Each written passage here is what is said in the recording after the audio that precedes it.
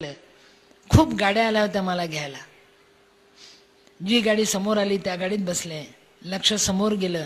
लक्षात घ्या बाया हो, माझे पती झाडाची फांदी धरून रडत होते.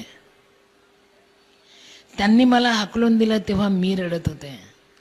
किती जमाना बदलतो जगल्यानंतर. त्यांनी मला हाकलून दिलं तेव्हा मी रडत होते.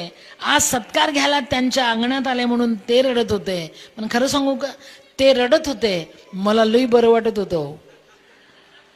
खरं ना, ते रडत होते मला लई बरं वाटत होतं. मला क्षणभरच बरं वाटलं. पटकन मनात विचार आला, चुकते सिंधुताई सपकाळ, खरं सांग, त्यांनी जर तुला सोडलं नसतं तर हे घडलं असतं. त्यांनी जर तुला सोडलं नसतं तर हे घडलं असतं. अगं संधी तर त्यांनी दिली ग मोठं व्हायची.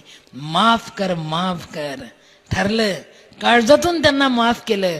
उतरले गाडीच्या खाली, त्यांच्या जवळ गेले. त्यांचा हात मी माझ्या हातात घेतला, कुरवाळला, थोडासा दाबून पण घेतला. म्हटलं बहती गंगा आहे, घ्या धुन, बाद में नो चान्स. एवढी मोठी जिव्हाळ्याची ट्रीटमेंट दिल्यामुळे माझे पती जोरजोरात रडत होते. मी त्यांना पण सांगितलं, व्याजासकट रडा, नो फिकीर, नो प्रॉब्लेम, रडा.